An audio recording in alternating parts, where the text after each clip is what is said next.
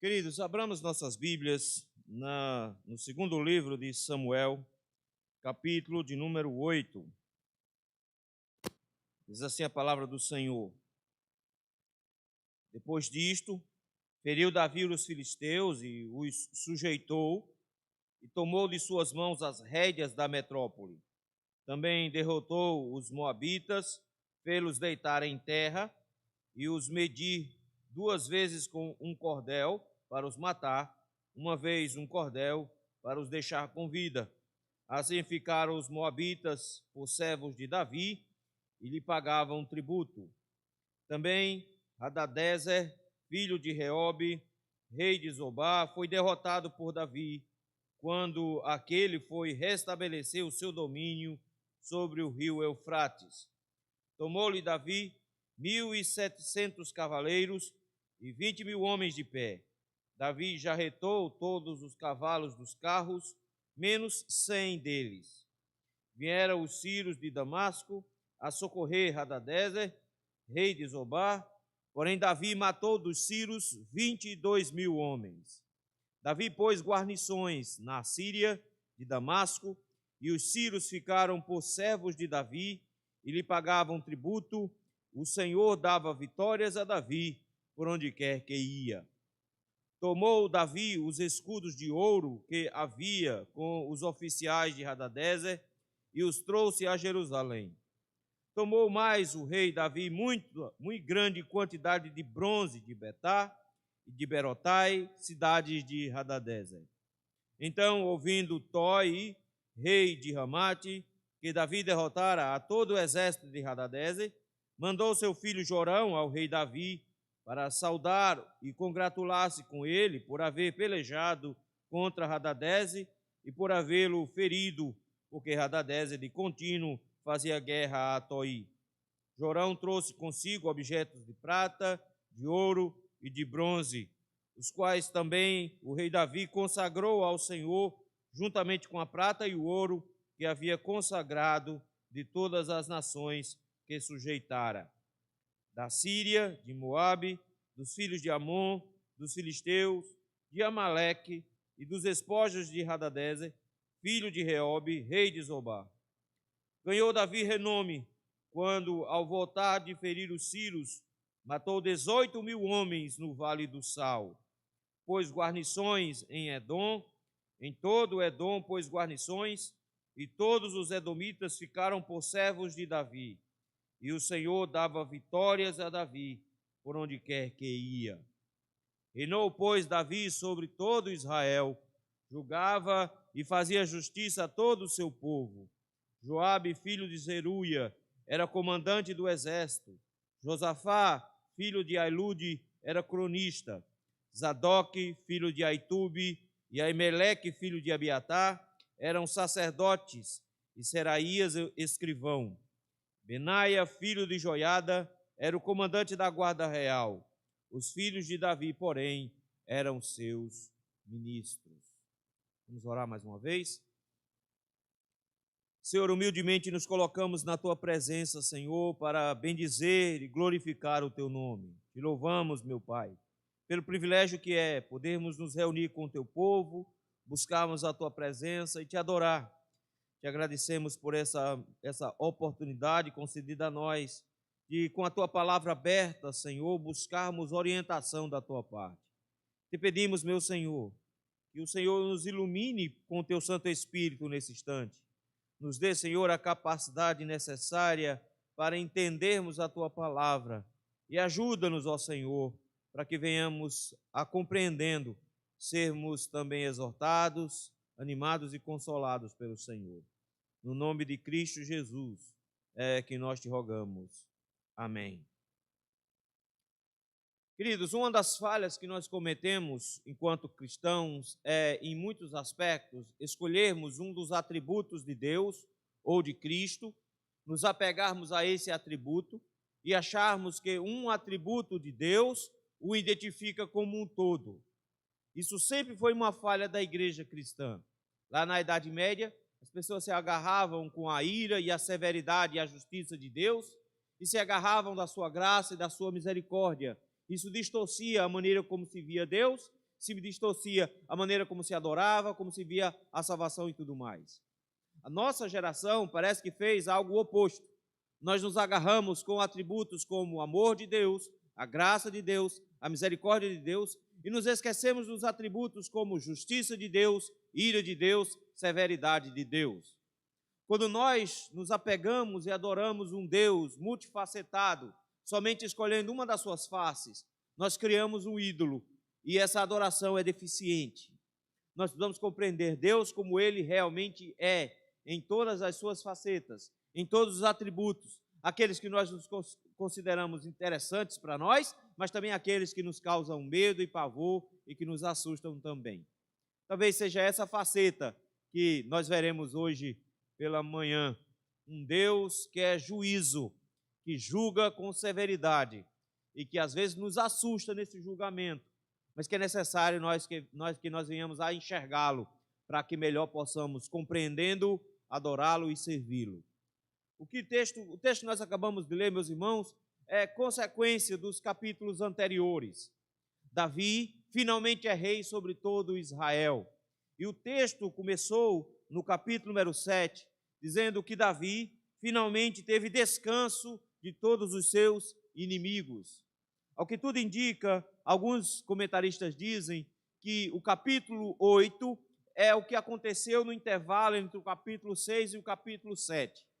Outros comentaristas dizem que o que aconteceu aqui, na verdade, não é que o texto está falando do que aconteceu depois de Davi ter derrotado os inimigos, e o capítulo 8 seria, então, uma visão retrospectiva.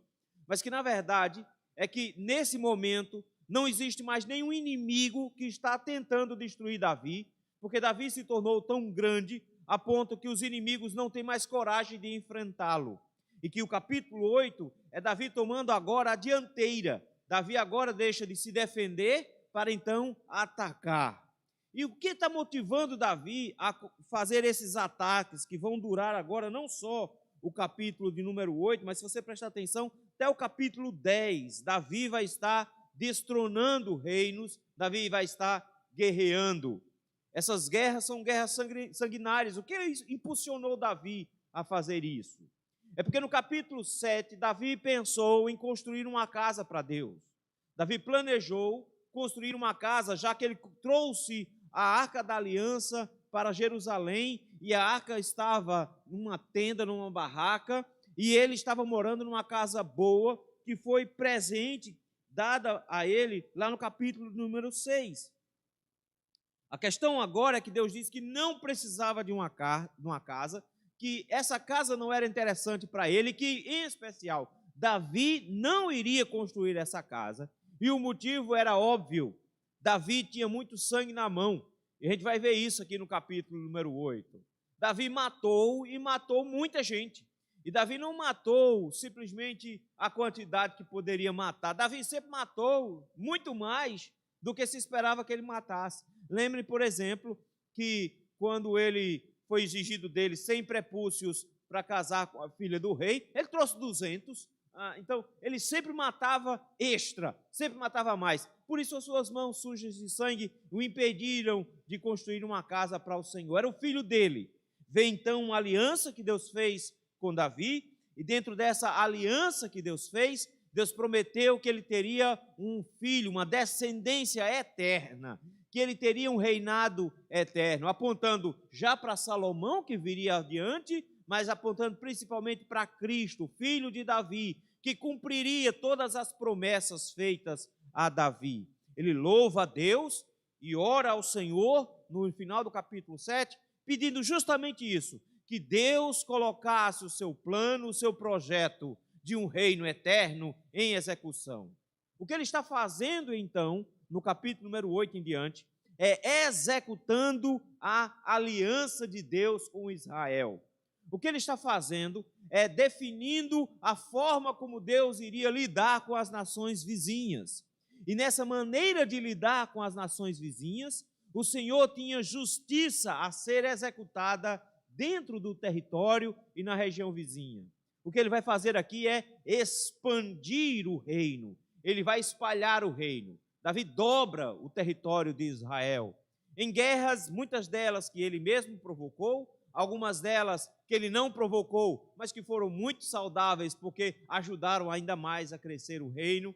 Mas nessa maneira como ele lida, nós vemos como Davi expande o seu reino, domina os seus inimigos, acolhe os que submetem e reina com justiça em Israel.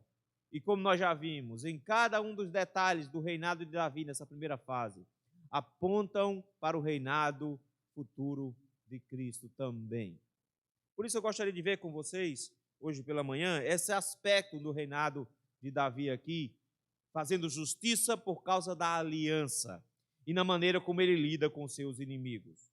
O texto já começa no versículo número 1 do capítulo 8, dizendo que depois disto, feriu Davi os filisteus. Depois do quê? Depois da oração que ele fez, depois de ter da parte de Deus a promessa e ter abraçado essa promessa de que ele seria o rei de Israel com perspectivas de um reinado eterno para a sua família, para o seu filho, para a sua descendência. Depois disso, ele feriu os filisteus. Se você se lembra, ele já feriu os filisteus lá atrás, quando ele conquistou a região de Jerusalém, e o texto nos diz que os filisteus, então, foram contra ele, tentando destruí-lo por 2 vezes, tentando retomar a cidade de Jerusalém, e nas 2 vezes ele derrotou. Na primeira, ele foi de frente, porque o Senhor disse que ele deveria combater de frente, e eles correram. Na segunda vez, eles tentaram novamente da mesma maneira, e Deus disse que não, que Deus iria lutar por ele, e que ele deveria atacar por trás. E eles então derrotou os filisteus. O que acontece é que os filisteus não têm mais forças para ir contra Davi, mas eles ainda estão habitando o território de Israel. E aí, então, todo o território de Israel vai ser dividido nos 4 pontos cardeais. Primeiramente, oeste, que está aí no versículo de número 1. Ele vai avançar sobre os filisteus. Esse avanço que ele vai fazer contra os filisteus não será o primeiro, não foi o primeiro, nem vai ser o último. O primeiro ataque que Davi fez contra os filisteus foi ainda lá no primeiro livro, quando ele atacou a Golias e o matou, e desbaratou o exército dos filisteus. Saul nunca conseguiu dar conta dos filisteus. E essa briga com os filisteus era muito antiga. Na verdade, os filisteus habitavam a região de Israel e eles tinham um grande domínio sobre a região durante o período dos juízes. O Senhor suscitou Sansão não para derrotar os filisteus, mas para iniciar uma briga, porque Israel estava muito acomodado debaixo do domínio dos filisteus. Sansão começa essa briga, ele mexe com esse vespeiro, há muitos reveses no meio do processo. Saul não conseguiu derrotar os filisteus, mas cabia a Davi essa derrota. E aí, por isso, o texto nos diz que Davi, então, avança contra os filisteus. Vai haver pelo menos mais 4 outras batalhas no futuro. Os filisteus não eram fáceis de serem derrotados, mas Davi vai derrotá-los plenamente mais tarde. Somente já no final, perto do cativeiro babilônico, é que os filisteus vão retomar uma certa parte do território. Mas, inclusive, Davi quase morre em uma dessas batalhas, porque haviam gigantes. Golias não era o único, e um desses gigantes quase mata Davi, precisou de um dos guerreiros dele intervir, e a partir desse dia eles deram conselho a Davi, e Davi acolheu, e Davi não ia mais para a guerra, porque eles viram que faltou pouco para Davi morrer numa dessas guerras, por causa de um dos gigantes lá dos filisteus. Mas eu quero que você note aqui, o texto diz assim, que Davi se lançou contra os filisteus e os sujeitou. Vejam que agora é um ataque positivo, não é mais uma defesa. Davi está indo contra eles, para a sujeição deles. E o texto diz com todas as letras, tomou das suas mãos as rédeas da metrópole. A expressão literalmente é que ele tomou o controle da grande cidade. Provavelmente, existiam 5 grandes cidades dos filisteus, ele tomou a maior delas, a cidade de Gate. E ele, tomando o controle da região, ele tornou os filisteus ainda mais fracos, e aí ele vai derrotá-los mais à frente. Notem que a derrota aqui é paulatina, mas que ele vai conseguir destruir o maior dos inimigos de Israel mais tarde. O que nos leva, então, a um segundo momento. Primeiro, uma batalha travada a oeste. Em seguida, no versículo número 2, uma batalha travada a leste. texto diz que ele também derrotou os moabitas. A questão toda com os moabitas é que Davi tinha um certo relacionamento com eles. E aí parece ser estranho. Porque se vocês não se lembram, Ruth era uma moabita. Então Davi tinha parentesco junto a Moabe. E eles gostavam de Davi de certa maneira, pelo menos dentro dessas relações. Eles acolhem Davi quando Davi está fugindo de Saul. Ao que tudo indica, acolhe muito mais pensando em ser inimigos de Saul do que necessariamente de Davi. Davi pensa, inclusive, em deixar os pais dele aos cuidados de Moabe, justamente por causa do parentesco com Ruth, lá atrás, que era moabita. Mas só que, meus irmãos, Davi não está buscando vencer só as pessoas de quem ele não gosta. Davi está executando a aliança de Deus. O que ele está fazendo aqui é cumprindo as ordens do Senhor. E não interessa se o povo de Moabe tinha uma certa familiaridade com ele. Os moabitas, meus irmãos, eram descendentes lá no passado da família de Abraão, de Ló. E dentro desse relacionamento, eles tinham tentado destruir Israel quando eles lançaram um homem para amaldiçoar Israel, Balaão. E nessa relação com Balaão, Balaão não conseguiu amaldiçoar Israel, mas armou uma cilada para Israel. Mandou mulheres moabitas para seduzir os homens de Israel, em Números, capítulos de 22 a 25, e isso foi um grande pecado para Israel, que fez com que Israel caísse. E desde aquela época, o Senhor, por causa de Balaão, declarou guerra contra Moabe e disse que iria destruir Moabe. Davi está se lançando contra Moabe, não porque Davi não gosta dos moabitas. Davi está se lançando porque ele quer cumprir uma ordem do Senhor, que prometeu lá atrás, em Números ainda, na época de Moisés, prometeu destruir Moabe. E o que ele faz é terrível. Davi não brinca em serviço. Veja o que ele fez. O texto diz que fê-los deitar em terra e os medir. Aqui fica uma coisa difícil de entender, porque o que ele estava fazendo aqui? Ele pegou todos os homens e passou a medi-los. A pergunta é, que tipo de medida é essa? Porque o texto nos diz que ele usou um cordel e quem media 2 vezes ele matava. Quem media só uma, ele deixava escapar. Se foi a altura dos homens, alguns comentaristas dizem que os que eram altos ele matava, os que eram baixinhos eles ficavam. Eu estou na vantagem.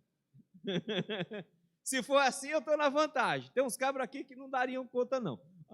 Mas eu estou na vantagem. Mas não era bem isso. Parece que o que ele fez foi, na verdade, o seguinte: ele matou 2/3 de todos os homens de Moabe.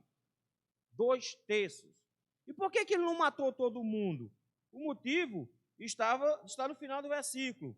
Os que ficaram para servir a Davi. A palavra que mais aparece nesses dois capítulos é justamente a palavra servo. Viram? Deus trata Davi como servo, Davi se reconhece diante de Deus como servo, e o que mais vai aparecer agora no capítulo 8, de novo, é a palavra servo.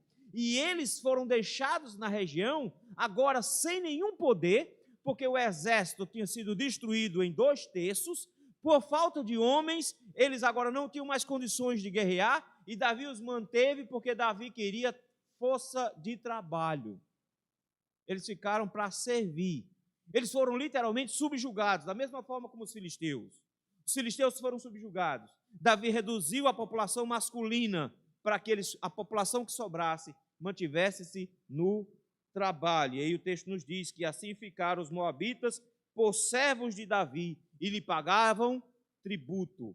Essa nação agora está também submetida a Davi, debaixo do poder de Davi, pagando impostos a Davi. Mas vem aí, a partir do versículo 3, a região do norte. E para essa região do norte é um pouco mais amplo, porque o texto vai falar de um homem chamado Hadadezer. Isso é um título honorário, é um título de reinado. Ele era filho de Reobe, rei de Zobá. E o texto começa a nos falar, então, de um grupo chamado de sírios. Eles, na verdade, não eram um povo só. eles tinham um conglomerado de cidades e estados que tinham acordo de proteção. Então, esses sírios aqui, eles se protegiam e por isso se tornavam muito mais fortes. O texto nos diz, eles eram conhecidos como os arameus. E o texto diz assim, que esse Hadadezer foi derrotado por Davi, quando aquele foi restabelecer o seu domínio sobre o Eufrates. Como assim Davi quer restabelecer o seu domínio sobre o Eufrates? Se o rio Eufrates fica lá em cima, é porque Deus tinha prometido a Abraão aquela terra lá de cima. E Davi quer tomar o território que vai até o rio Eufrates, porque Deus disse que o território ia até lá para Abraão. Davi agora quer tomar o território que Deus deu. Não interessa se tem gente lá. E é por isso que ele vai para cima desse rei e, comandando o seu exército, o vence. Quando ele venceu, versículo número 4, ele toma uma atitude muito parecida com a que ele tomou ao derrotar os moabitas. Versículo número 4 diz que Davi tomou 1.700 cavaleiros. O texto de Crônicas tem um número diferente. Então, ao que tudo indica, é porque as funções dos cavalos e dos cavaleiros eram diferentes, então um pegou um aspecto dos cavaleiros e outro pegou outro. O que fez aqui é que o texto diz aqui que Davi tomou 1.700 cavaleiros e 20.000 homens de pé. Mas olha que tristeza, versículo 4. Agora Joyce chora nesse momento. Davi já retou todos os cavalos dos carros. Nessa hora Joyce tem que chorar porque ela gosta de cavalo. E jarretar é de uma crueldade terrível, é cortar o tendão da perna. Então ele inutilizou os cavalos. Por quê? Primeiro porque era a grande força de batalha que eles tinham. Israel sempre levava desvantagem por causa dos carros e dos cavalos dos inimigos.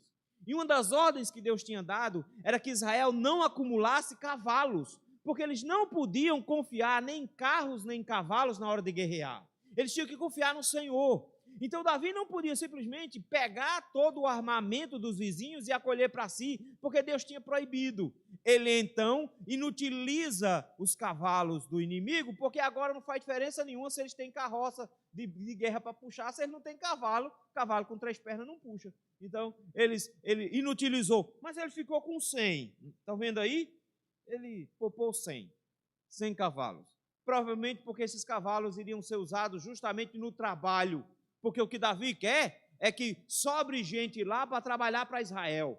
Porque o que Davi está tentando fazer? Expandir o território, subjugando os inimigos. E a maneira que ele encontra é tornar esses inimigos debaixo dos seus pés, enfraquecê-los, mas manter uma força de trabalho para suprir as necessidades de Israel. Israel, nesse momento, meus irmãos, se torna um grande império. Um império mesmo. Só que Hadadezer tinha amigos e tinha uma associação dos sírios, dos arameus. E aí o texto nos diz que, versículo número 5, que os sírios da região de Damasco, que era onde ficava a maior cidade dos sírios, eles resolveram correr para socorrer Hadadezer. Foi o maior erro que eles cometeram.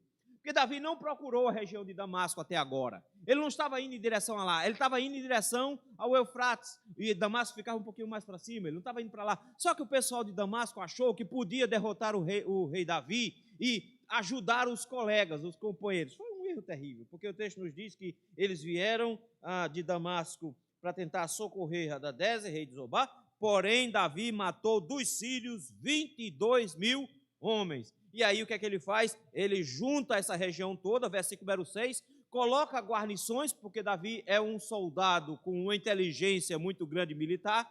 Ele colocou guarnições, ou seja, ele montou guardas especiais na região tomada, porque não faz sentido você tomar uma terra e depois voltar. Ele montou guardas nessa região de toda da Síria, de Damasco. Então ele expandiu o território até em Damasco. Agora, montou guarnições lá.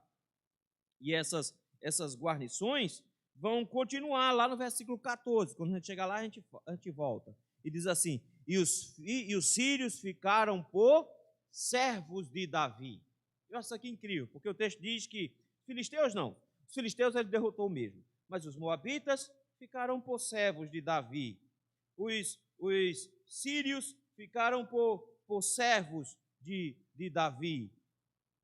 Mas o texto para no versículo 6 para fazer um comentário importantíssimo sobre o que é que esse texto está tratando. Ele diz assim: e esses homens ficaram por servos e pagavam tributos. O Senhor dava vitórias a Davi, por onde quer que ia. Querido, isso aqui é a imagem perfeita de como Deus era quem ia conduzindo tudo. Era a guerra de Deus. O que Davi está fazendo aqui não são guerras particulares, não são simplesmente guerras de expansão. Não é porque Davi quer tornar o reino dele grande e forte. Não, o texto mostra de forma muito clara que Davi estava lutando a guerra de Deus. E como seu rei, ele estava expandindo o reino e subjugando seus inimigos e fazendo com que esses inimigos trabalhassem para Israel. É isso que ele está fazendo aqui. Por isso que o versículo 7 e o versículo 8 nos mostram como Davi lida com esses reinos inimigos. Veja o versículo 7. Tomou Davi os escudos de ouro que havia com os oficiais de Hadadézer. Isso aqui é riqueza, não é? Os soldados, os comandantes, tinham escudos de ouro. De ouro. Não somente isso. Davi pegou o escudo dos oficiais e trouxe para onde? Para Jerusalém. Por que ele está levando esse ouro para Jerusalém, esses escudos para lá? Ele está levando só ouro não. Olha o versículo 8. Tomou mais o rei Davi muito grande quantidade de bronze de Betá e de Berotais, cidade de Hadadézer. O bronze era usado, meus irmãos, também como armas de defesa. Algumas espadas eram de bronze, os escudos eram de bronze, muitos carros tinham adereços de bronze, então o bronze era usado muito naquela época. Não era um material excelente, por ser um pouco maleável, mas era o que eles tinham. Eles não usavam, não sabiam mexer com aço ainda, coisas desse tipo. Então, era muito usado. Davi pega todo esse bronze e ainda o ouro e leva tudo para Jerusalém. Depois eu conto o que ele foi fazer com esse material lá. Porque a gente tem, versículo 9, um parêntese. No versículo 9, nós temos um parêntese aqui. Porque tem uma nação que Davi não brigou com ela. O texto nos diz que, ouvindo Toi, rei de Ramate, que Davi derrotara a todo o exército de Hadadézer. Qual era o problema de Toi? O exército de Hadadézer ficava fazendo incursões no território de Toi e ficava o tempo todo aperreando eles. E de repente, quando ele soube que Davi tinha derrotado, ele tomou a melhor decisão que alguém poderia tomar: se aliar com Davi. A tática foi simples. O inimigo do meu inimigo é meu amigo. Então o que ele faz? Eu devo fazer um acordo com Davi. E o texto nos diz que ele manda o filho dele, Jorão, versículo 10. Mandou Jorão com duas finalidades: saudar e congratular-se com Davi por haver pelejado contra Hadadézer. Vejam que esse rapaz, esse homem, vem como representante do próprio rei para fazer uma saudação a Davi, para parabenizar Davi pela vitória, mas também veio se alegrar, porque ele está entendendo que a derrota desses inimigos é a saúde dele. Então é melhor ele estar junto de Davi, porque Davi é o que traz para ele a melhor segurança. E o que é que ele traz para provar que ele é um aliado de Davi? Ele foi esperto porque provavelmente Davi ia chegar lá também, mais cedo ou mais tarde. E o texto diz que Jorão, versículo número 10, trouxe consigo objetos de prata, de ouro e de bronze. Trouxe os presentes certos. Trouxe coisas de ouro, de prata e de bronze para Davi. Aí você pensa, Davi agora está virando um milionário. E está assim. Davi está ficando riquíssimo. O território de Israel está se expandindo numa proporção muito grande. Israel está virando um grande império. Mas Davi faz o que a Escritura determinava em épocas de guerra. Davi não fica com nada para ele.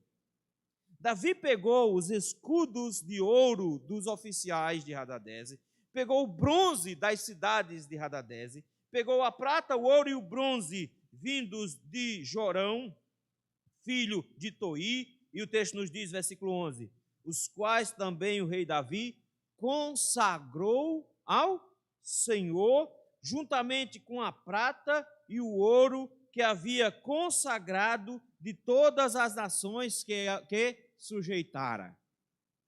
Davi estava fazendo exatamente o que Deus queria. Estava saqueando as nações e entregando para Deus. Davi não está lutando para enriquecer. Davi está lutando porque ele tem um projeto. E o projeto de Davi é construir uma casa para o Senhor. E ela tem que ser a mais rica possível. Ele não vai construir, mas ele vai se responsabilizar por juntar todo o material, de forma que quando Salomão for construir a casa, já está tudo lá. O ouro necessário está lá, a prata necessária está lá, o bronze necessário está lá, as pedras preciosas estão lá. Davi não está juntando tesouros para si. Tudo que ele juntou até agora dos filisteus, dos moabitas, dos sírios, tudo que ele juntou até agora, ele levou para Jerusalém e deu para Deus. Não ficou com nada. Deu tudo para Deus. Porque não era uma guerra para Davi, é uma guerra para Deus. Vejam, temos inimigos exterminados, temos inimigos sujeitados, temos inimigos que se entregaram a Davi, mas em todos os aspectos aqui, Davi está lidando com a guerra do Senhor. O que nos leva agora, versículo número 12, para a região do sul. Porque acontece que enquanto Davi estava guerreando na Síria, lá na região de cima, na região norte, o pessoal do sul achou que podia aproveitar a oportunidade, já que o exército tinha sido deslocado para o outro lado, eles podiam assumir uma região aqui. E aí o texto nos diz que da Síria, de Moabe, dos filhos de Amon, dos filisteus, e de Amaleque, e do despojo de Hadadezer, filho de Reobe, rei de Zobá. Tudo que Davi tinha, Davi juntou. No versículo 13 diz que Davi ganhou renome, mas quando ao voltar de ferir os sírios, matou 18.000 homens no Vale do Sal. Aí fica estranho aqui a história. Espera aí, Davi estava voltando dos sírios e matou 18.000 homens na região do Sal? Salmo 60 que nós lemos. No Salmo 60, a descrição é justamente isso, de que eles foram pegos de surpresa. O que aconteceu? Edom invadiu. Edom, meus irmãos, sempre foi inimigo de Israel. Os edomitas sempre estiveram lá. E eles sempre tentaram atacar Israel de alguma forma. E aí o texto nos diz que quando Davi estava voltando, e aí se você pegar o texto de 1 Crônicas, vai mostrar justamente isso, que Joabe vem e ataca no Vale do Sal, na região próxima ao Mar Morto, Vale do Sal. Está explicado o nome, tem sal lá a valer. E ataca naquela região do Mar Morto, porque justamente os edomitas tinham subido e Deus tinha prometido que também iria destruir Edom. Mas não era a hora, porque Davi estava lutando lá em cima. Mas como eles atacaram, o Senhor resolveu o problema logo de uma vez. Davi volta, ataca os edomitas. E aí eu acho bonito, porque olha a forma como é que o salmista, como é que Deus descreve a situação no Salmo 60. Ele faz assim: falou Deus na sua santidade, versículo 6. Exultarei, dividirei Siquém, medirei o vale de Sucote. Isso aqui são as outras guerras. Aí ele começa: meu é Gileade, meu é Manassés, Efraim é a defesa da minha cabeça, Judá é o meu cetro, Judá é o meu rei, é aquele que reina. Aí ele começa: Moabe, minha bacia de lavar. O que significa que Moabe é uma bacia de lavar? É porque Moabe seria servo do Senhor, como um escravo, lavando os pés do Senhor.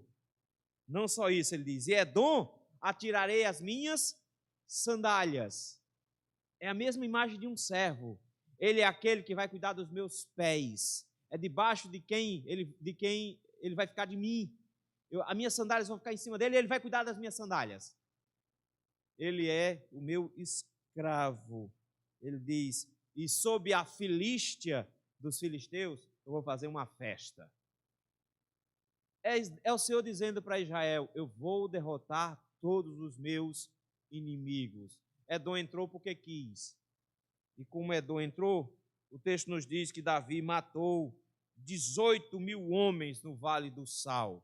E o que aconteceu com Edom?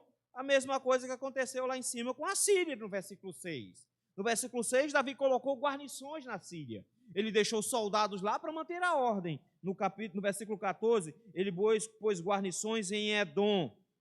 E em todo Edom pôs guarnições. Ele faz questão de dizer isso, para que nunca mais houvesse ninguém se levantando lá. Ele colocou guarnições e espalhou soldados pela região toda agora. Ele agora tem controle sobre todas as regiões. E os edomitas ficaram por servos de Davi.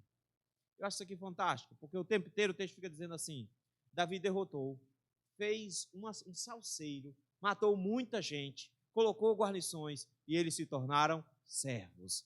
Davi foi, destruiu a nação inimiga e eles se tornaram servos. E eles agora trabalham para Israel, eles trabalham para Davi. E de novo o texto termina com a mesma informação de quando ele terminou o versículo 6 falando dos sírios. O Senhor dava vitórias a Davi por onde quer que ia. 2 vezes no texto, versículo 6 e versículo 14, o texto diz, o Senhor dava vitórias a Davi por onde ele ia. O Senhor é quem estava guerreando, porque o Senhor estava tornando o nome de Davi grande. O texto nos diz que Davi tinha um nome agora imenso. Todas as nações agora estavam sujeitadas a Davi, e Davi tem um nome que está acima de todo nome. Mas como é que funcionava dentro da casa de Davi? Versículo de 15 em diante.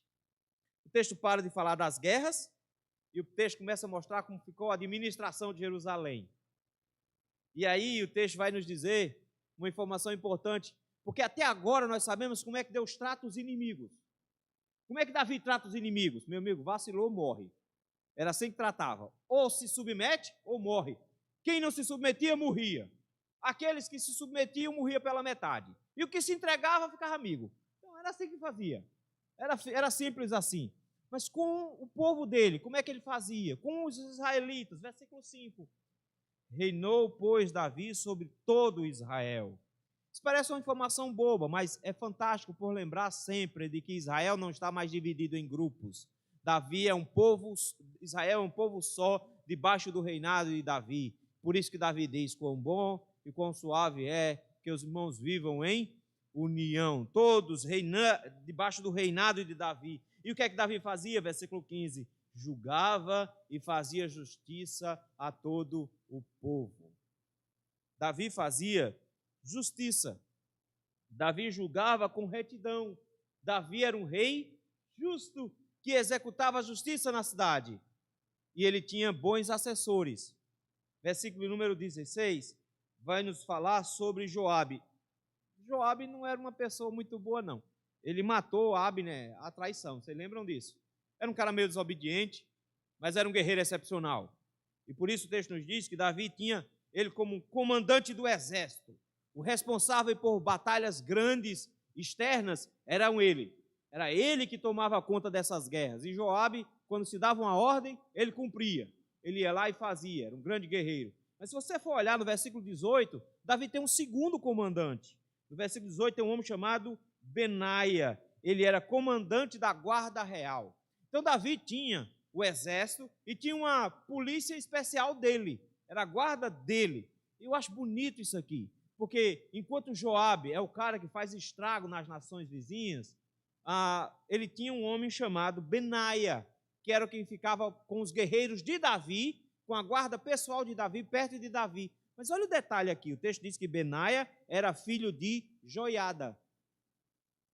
Que bobagem, não tem nada a ver. Tem tudo a ver. Joiada era um sacerdote.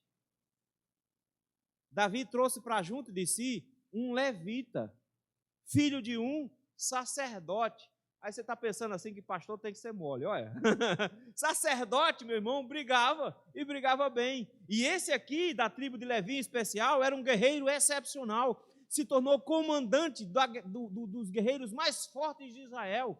Mais tarde, nesse texto, vai nos falar sobre os guerreiros particulares de Davi, dessa guarda pessoal dele, e eram guerreiros excepcionais, eram coisa fantástica. E Benaia era um sacerdote que comandava a guarda pessoal de Davi. Mas não só isso. Versículo número 16 diz que um homem chamado Josafá, filho de Alude, era cronista. E temos um segundo, também no versículo 17, chamado Seraías. Seraías tem um monte de nome na Bíblia.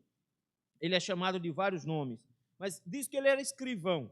Eles dois eram responsáveis pelos registros dos feitos de Israel. Porque Israel estava ficando grande. Então eles registram tudo que está acontecendo. Um registra os fatos e o outro é responsável pelos comandos internos junto a Davi. E nós temos também no versículo 17 mais dois. Notou que ele está pegando sempre em par? Tem um guerreiro, um comandante do exército, tem um comandante da guarda pessoal. Temos dois, um escrivão e um cronista. Mas versículo 17 diz que tem mais dois. Zadok, filho de Aitube, e Aimeleque, filho de Abiatar, eram os sacerdotes. Tem dois sacerdotes também. Mas por que tem dois sacerdotes? Precisa de dois sacerdotes? Sim, precisa. Precisa porque a Arca da Aliança está em Jerusalém, mas o tabernáculo não está lá. O tabernáculo está em Gibeão. Então tem um sacerdote que cuida do serviço do Senhor em Gibeão e tem um sacerdote só para cuidar da arca. E aqui em especial tem Zadok, filho de Aitube, que cuidava na região de Gibeão, mas tem um outro homem chamado Aimeleque. E Aimeleque é importante porque ele é filho de Abiatar. E o Senhor tinha rejeitado a família de Eli lá atrás, porque eles não foram fiéis. E o Senhor decidiu que ia ter outra família. Mas Saul mandou matar, por mão de Doeg, toda uma cidade de levitas. E a única pessoa que escapou foi Abiatar. E Abiatar, como sacerdote, se juntou a Davi, levando a estola sacerdotal, e esteve com Davi durante todo aquele período de fuga de Davi. Se tornou o sacerdote que acompanhava Davi. Porque a família dele toda, a família de Aimeleque, tinha morrido pela mão de Saul. Agora parece que Abiatar teve um filho e colocou o nome em homenagem ao avô dele, Aimeleque. E o filho de Abiatar agora se tornou sacerdote em Jerusalém. E a partir de agora, a família de Eli será esquecida e a família de Abiatar vai assumir o sacerdócio em Israel. Por último, o texto diz que Davi também tem filhos. Os filhos de Davi não eram flor que se cheirasse, mas o texto nos diz que Davi transformou os filhos deles em ministros. Na verdade, a palavra ministro aqui pode ser sacerdote também, mas é claro que eles não vão ser sacerdotes. Eles vão ser conselheiros particulares do rei. Davi traz os filhos para junto dele para ensinar a governar de alguma maneira, para eles participarem da administração do reino. Vai ser uma destruição só, eles não prestam para nada, só vai sobrar um que é Salomão e vai dar certo no final, porque era esse que o Senhor queria. Mas Davi traz para si, porque Davi junta a administração. Eu quero que você notem, Davi não reina sozinho. Ele traz para junto em si pessoas com dons especiais, e cada um com o seu dom especial, tomando conta e administrando o reino junto com ele. Ah, pastor, mas o senhor falou que tinha conexões com o reinado de Cristo, e tem. Porque a forma como Davi lida com os inimigos e com os súditos é a mesma maneira como Deus lida conosco e com seus inimigos.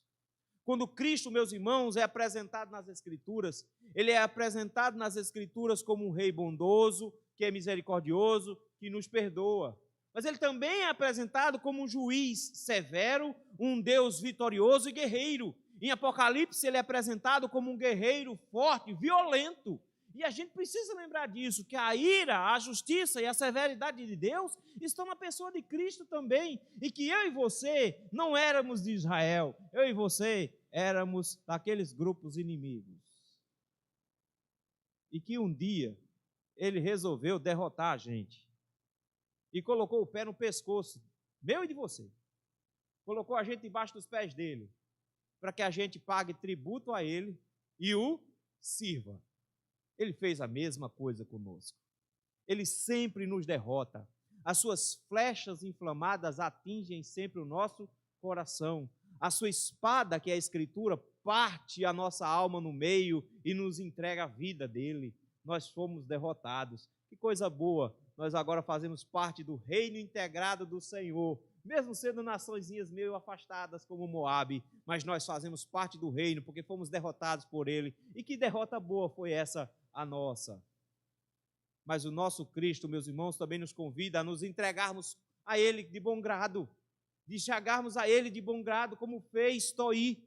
Nós somos convidados a nos entregar diante do Senhor, nos rendermos a Ele. É por isso que o Salmo de número 2, ele vai recomendar: beijai o filho para que ele não se irrite. O Senhor convida ainda hoje pessoas a integrarem o seu reino de bom grado. Ele chama pessoas para a conversão. Ele não precisa necessariamente nos derrotar, nos colocar debaixo dos seus pés. Você pode se entregar a Ele plenamente. E a todos os que vierem a Ele, crendo nele, Ele dá o poder de serem chamados filhos de Deus. Nos chama para junto do seu reino. Mas não se engane.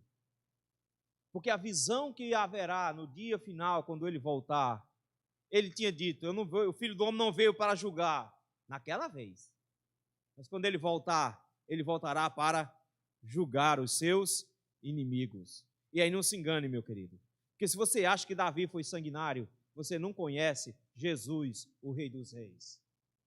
A Bíblia nos diz em Malaquias de que ele pisará a cabeça, o crânio dos seus inimigos, e eles vão explodir debaixo dos seus pés.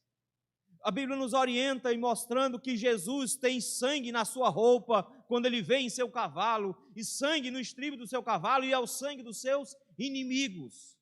Quem não se sujeitar ao Senhor quando ele vier tomar posse do seu reino, quem não vier se sujeitar ao Senhor antes dele tomar posse do seu reino, verá o Senhor tomar posse do seu reino, independente de você querer ou não. É por isso que a gente ora: venha o teu reino. Sabe o que a gente está dizendo? Senhor, venha fazer o que Davi fez aqui. Expandir de forma definitiva o teu reino até o lugar da aliança que o Senhor montou. Espalhar por todas as nações o teu povo e subjugar de forma definitiva os teus inimigos. E o Senhor vai medir. E o Senhor irá medir, irá matar todos os seus inimigos, lançando-os no lago que arde com fogo e enxofre. Então não se engane. Não se engane. Ou você faz parte do reino de Deus, subjugado a Ele, por vontade ou porque Ele te conquistou. Ou você é o inimigo que estará debaixo dos pés dele no pior dia da sua vida, no dia que ele voltar nos céus. Por isso, um conselho bem rápido: se você ainda não está debaixo, humilhado, como servo do Rei dos Reis e Senhor dos Senhores, faz isso agora. Porque ele não sabe se ele vai iniciar o seu processo de tomada de posse do seu território ainda hoje. Porque se ele for, você poderá estar no grupo que será destruído plenamente por ele, por ser inimigo dele. Mas se você já faz parte do povo de Deus, que coisa boa, porque o Senhor nos chama de seus príncipes, nos dá função. A Escritura vai nos dizer que o Senhor subiu aos céus e derramou para nós dons, nos deu habilidades, justamente para que nós trabalhássemos no reino dele. Nós que fazemos parte do reino do Senhor, somos convidados a fazer parte do reino do Senhor dentro das habilidades que nós possuímos. Alguns serão guerreiros mais combativos, outros trabalharão na defesa, alguns vão fazer registros e expansão das informações, outros vão trabalhar com adoração, mas seja como for, cada um daqueles que fazem parte do povo de Deus são príncipes, são ministros do Senhor dentro do seu reino. Que privilégio, meus irmãos, nós temos. Fomos integrados à família do Senhor, fazemos parte do reino do Senhor, temos funções a desempenhar no reino do Senhor. Cristo nos chamou para sermos parte do seu reino. Ele hoje já reina, reinará e julgará com justiça, nos diz o versículo número 15. E nós seremos o seu povo, reis e rainhas ao lado dele para toda a eternidade. Nós precisamos ter a visão correta sobre Cristo. lembrar realmente quem Ele é. Não escolher uma faceta dele para nos agarrarmos, mas lembrarmos que o nosso Rei dos Reis está expandindo o seu reino. Ele está fazendo o seu reino crescer. Ele está conquistando pessoas de todas as nações. Eu e você fomos uma dessas que fomos derrotados e fomos incluídos. Ele te convida a recebê-lo e acatá-lo e presenteá-lo ainda hoje, porque lá em Apocalipse todas as nações trazem presentes para ele, e são seus filhos que são presentes. Mas nesse momento nós precisamos nos lembrar de que ele virá para derrotar de forma definitiva os seus inimigos. E definitivamente você não quer estar nesse grupo. Então se renda. Se renda. Pede arrego. Faz isso hoje. Se rebaixa diante dele. Se humilha diante dele. Ele vai te incluir no meio do seu povo. Vai te dar uma função. E você se tornará rei e rainha dentro do seu reino. Vamos orar? Muito obrigado, Senhor. Porque o Senhor mostrou como a tua aliança é importante, de como a sua aliança em promessa de um reino eterno e grandioso se cumpre na pessoa de Cristo. Obrigado, Senhor, porque essa aliança é a nossa aliança agora. E porque da mesma maneira, Senhor, nós fazemos parte desse reino. Obrigado, Senhor, por ter nos conquistado. Obrigado, Senhor, por ter retirado de nós o coração de pedra e nos ter dado um coração de carne. Obrigado, Senhor, por nos fazer render-nos a Ti. Obrigado por nos acolher, Senhor, enquanto os Teus filhos, para servirmos ao Senhor e entregarmos ao Senhor os nossos dons. Ajuda-nos, ó Senhor, a servirmos ao Senhor enquanto o Senhor expande o Seu reino. Ajuda-nos, ó Senhor, a sermos úteis ao Teu reino enquanto o Senhor o expande. Até aquele dia, quando o Senhor vier tomar posse definitiva do Seu reino. E nós estivermos ao Teu lado como príncipes e princesas, abraçando ao Senhor e vendo a derrota dos inimigos do Teu povo e a vitória da Tua igreja de forma definitiva. Por isso nós te oramos, Senhor, venha a nós o Teu reino. Maranata, ora vem, Senhor Jesus. Em nome de Cristo que nós te rogamos. Amém.